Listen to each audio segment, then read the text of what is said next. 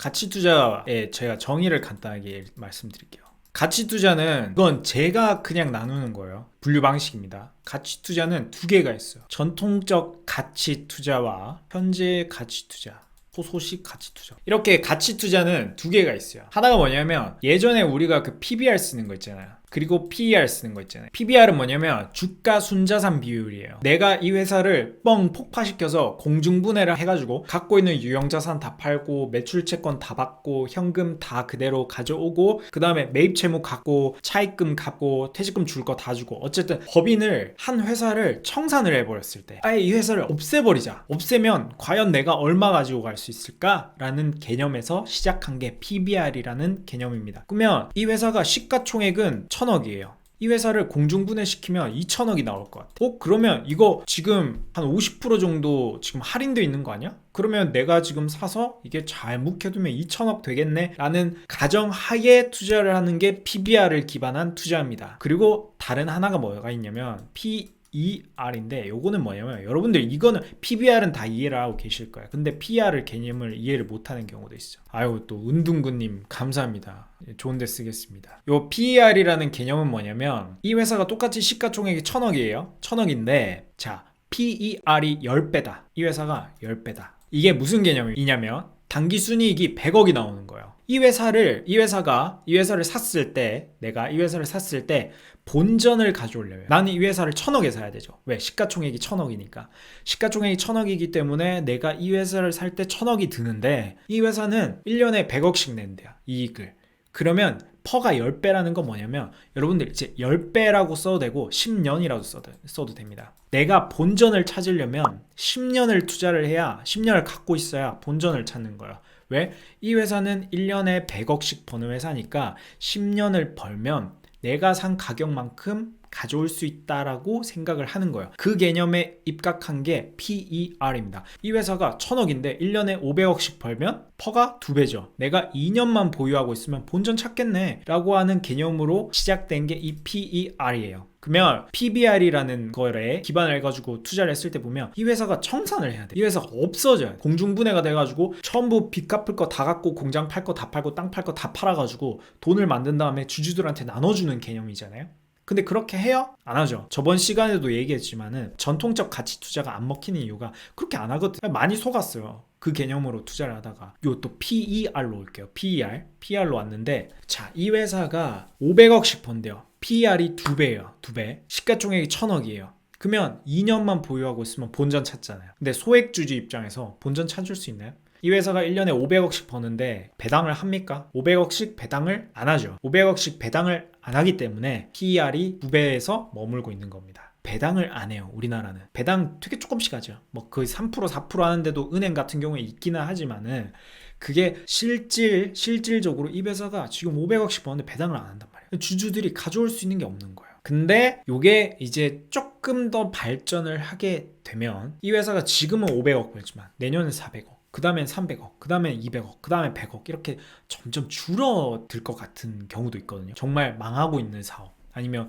좀 중국이 치고 올라와서 우리가 디펜스하기 어려운, 방어하기 어려운 그런 산업들도 있거든요. 그런 경우에는 이런 게 이제 퍼가 낮은 상태에서 유지되는 경우도 있어요. 그럼 결과적으로 봤을 때 PBR, PER 둘 다 개념을 도입을 해가지고 투자를 했는데 실질적으로 그렇게 현실화된 적은 없다.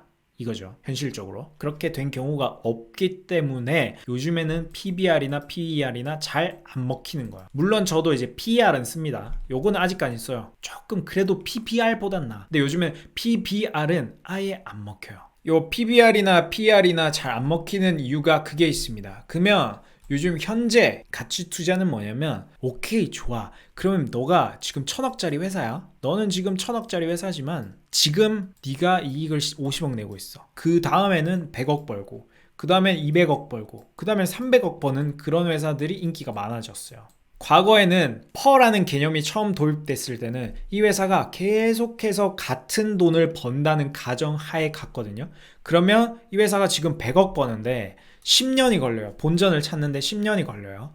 근데 우리가 지금 가치 투자라고 하는 회사는 어떤 회사들이냐면 지금 당장에 50억밖에 못 벌어요. 그러면 전통적 투자에 비교했을 때는 굉장히 비싸 보일 수도 있어요. 하지만 이 회사는 어떻다? 내년에는 100억 내후년엔 200억, 그 다음에는 300억, 이렇게 벌 회사를 찾아다니게 된 거예요. 왜 이렇게 됐냐면 이게 너무 많이 쓰니까 PER이랑 PBR이랑 너무 많은 사람들이 이 개념을 도입해가지고 500만 명 주식 투자자 중에 400만 명이 이걸 알게 됐어요. 그럼 이게 비밀이 맞나요? 나만 쓰는 비법이 맞나요? PBR, PER? 요즘 그냥 HTS 돌려가지고 PBR, PER 순서로 그냥 쫙 세워버리면 그냥 밑에서부터 사면 되는데 그게 기술이에요? 그게 만약에 이게 경쟁력 가질 수 있는 어떤 투자 방식입니까? 전혀 아니라 이거. 그러면 이제 어떻게 됐냐? 자, 우리가 PBR, PER 낮은 건 알겠다고. 이제 정량적인 방법이 아니고 정성적인 방법을 도입을 하는 거야. 나도 알고 쟤도 아는 그런 거는 이제 안 먹혀. 그러면 정성적으로 이 회사가 내년, 내후년에 사업이 좋아질지 안 좋아질지는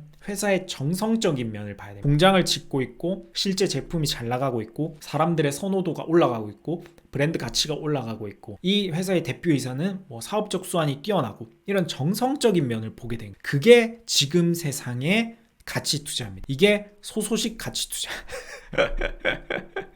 내가 말하고도 민망하다. 죄송합니다. 이거 빼야지. 민망한 건 별로 안 좋아. 자, 현재 가치 투자가 그렇게 된 거예요. 이제 정성적인 면으로 승부하자. 너랑 나랑 이제 정보가 똑같기 때문에 나는 다른 걸 볼 거야 라고 하는 게 지금의 가치 투자입니다. 이렇게 넘어오게 된 거예요. 여러분 이제 좀 알겠죠? 차이를. 옛날 거랑 지금 거랑 차이점을 좀 아셔야 돼요. 그래서 가치 투자라는 게 정성적인 면을 많이 봐야 돼요. 하나만 더 말씀드리면 가치 투자. 같이 갑시다. 같이 갑시다. 이 뿌 뭔지 알아 이거? 백고동 소리. 이제 뭐가 나오냐면 사람들이 말하는 그 폼팩터 있잖아, 폼팩터. 그리고 패러다임의 변화. 요런 게 나오는 거야 이제. 이게 폼팩터가 뭐냐면 자, 우리가 사용하는 어떤 물건의 모양이 바뀌는 거. 핸드폰이 안 접히다가 접히는 거예요. 예전에 어땠어?